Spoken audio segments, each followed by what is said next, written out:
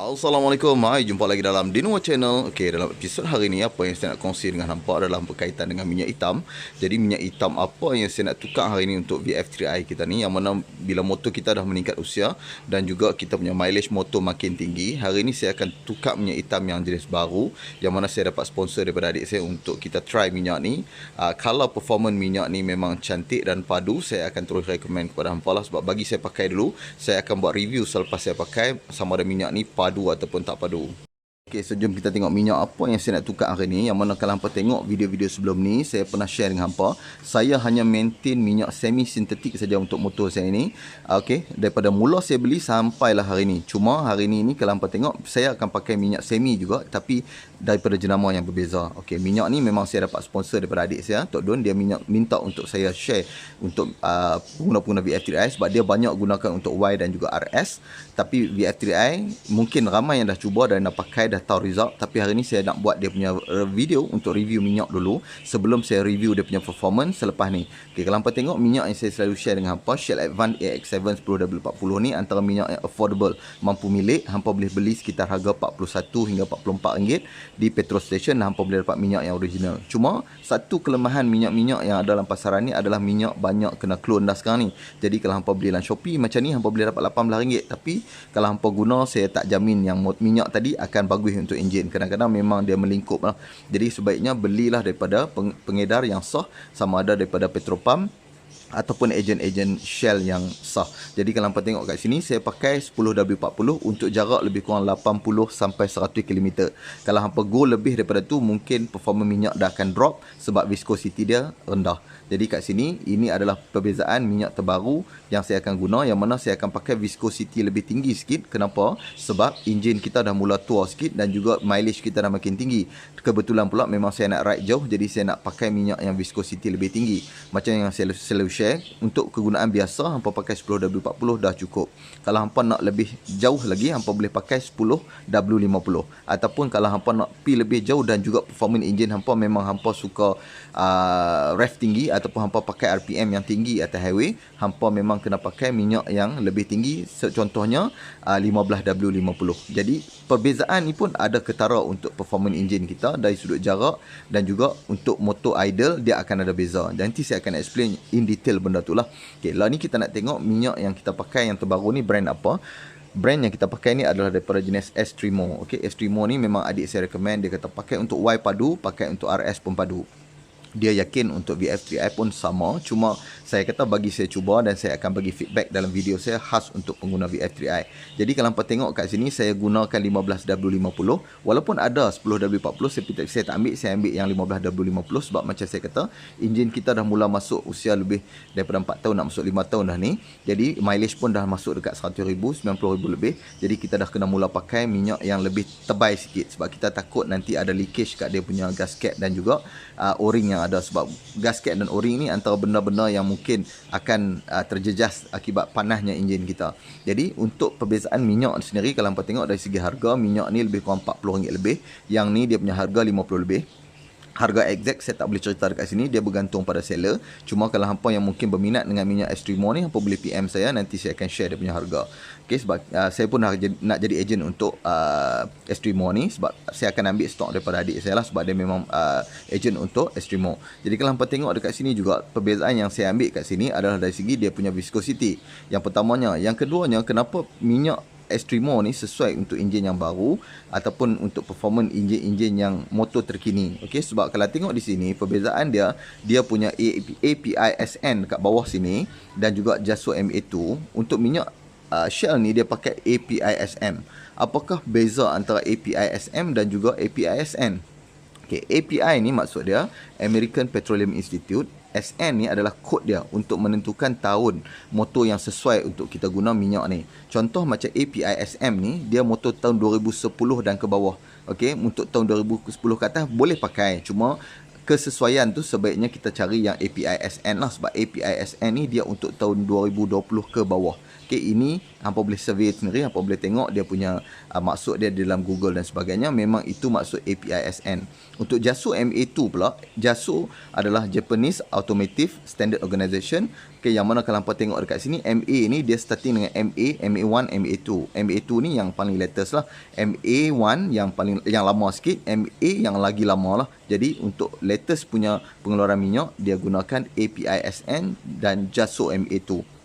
Akan ada lagi baru API SP, mungkin akan naik lagi Q lah, R lah, macam-macam lah. Mungkin dia akan naik untuk yang ke depan ni, kita tak tahu apa dia punya API dia nanti. Okay, untuk yang terkini yang kita pakai hari ni adalah API SN JASO MA2.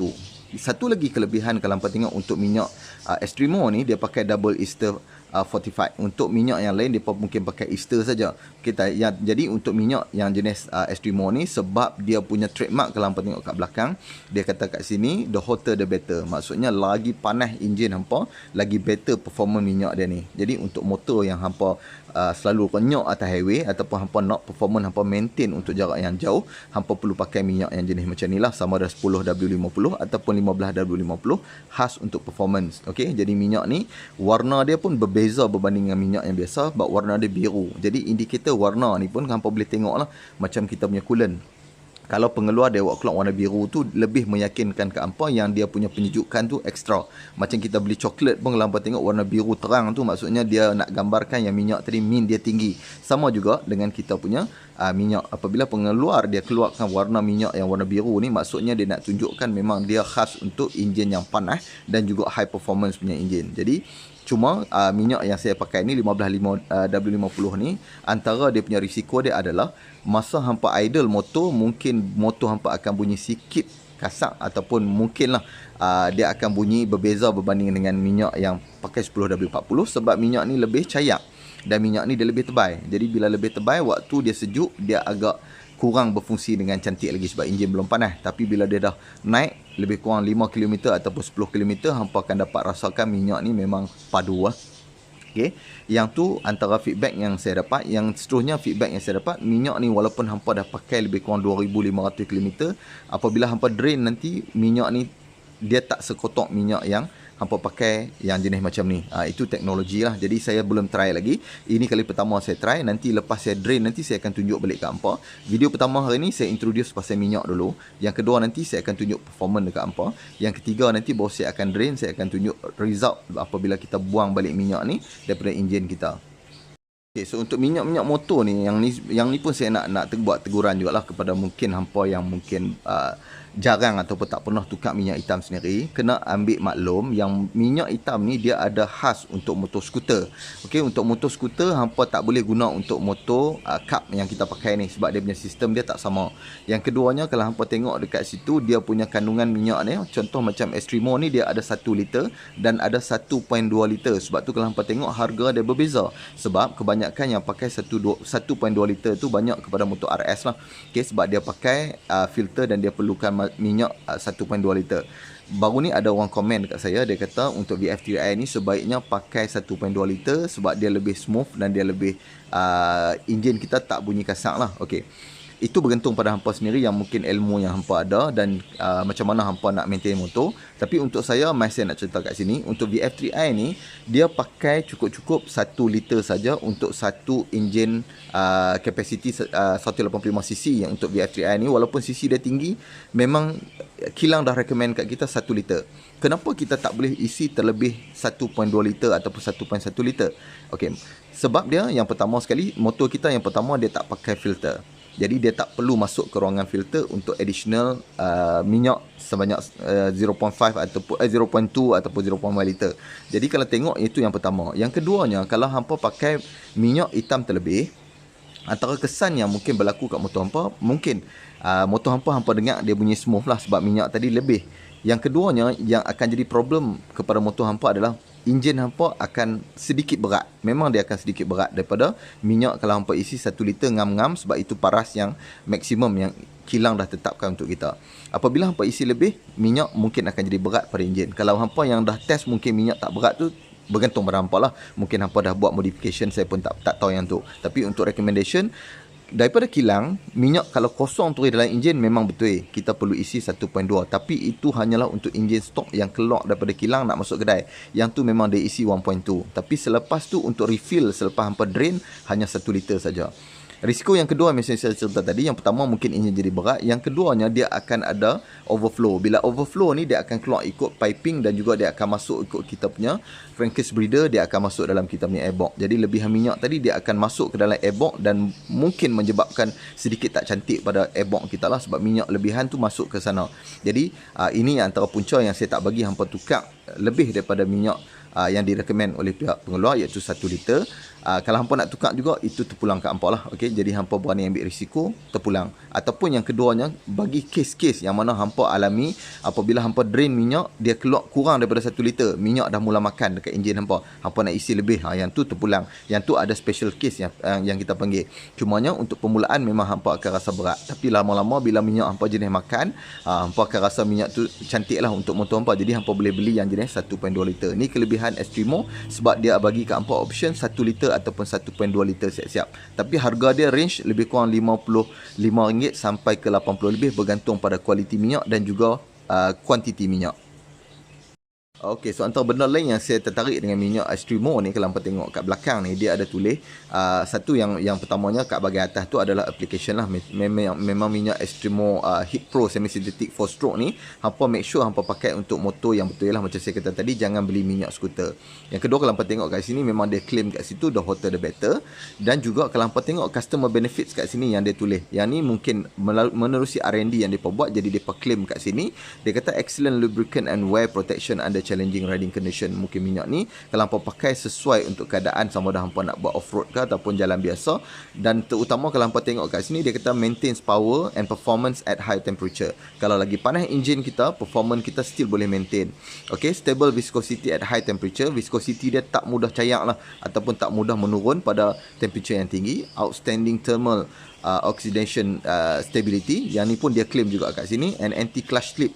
Jadi kebanyakan orang kena minyak ni, dia banyak kena clutch, dia punya clutch slip lah. Maksudnya dia punya clutch tu dia mula slip apabila minyak dah makin cerai. Maksudnya naik 800 km ataupun 1000 km, minyak tadi dia punya viscosity dah makin drop dan dia punya performance minyak tadi dah makin menurun. Jadi kalau hampa tengok kat sini, dia claim juga kata smoother gear change. Yang ni pun memang antara benefits yang mungkin hampa duk tunggu-tunggu, iaitu lower engine noise lah. Jadi untuk engine yang mungkin bunyi kasar, sama ada hampa ada masalah dari segi hampa punya timing chain ataupun sebagainya, hampa boleh cuba pakai minyak Extremo ni. InsyaAllah dari segi apa yang dia claim, saya akan tunjuk ke hampa dalam video yang akan datang ni. Dari segi performance minyak ni sendiri, saya akan share kepada hampa. Okay, so lah ni jom kita tukar minyak kita ni. Kalau hampa tengok sekarang ni, saya dah buka dia punya tudung. Okay, minyak dia warna biru lah. Kalau hampa tengok memang special sikit lah. Okay, minyak dia warna biru, dia bukan minyak tuti jadi jangan risau lah. Okay, minyak dia warna biru. Jadi kita gunakan corong macam saya selalu tunjuk ke hampa. Untuk mana-mana motor yang saya tukar ni, okay, saya akan guna corong yang kita buat sendiri lah, DIY. Alright, jom kita tuang. Okay, nampak minyak dia warna biru.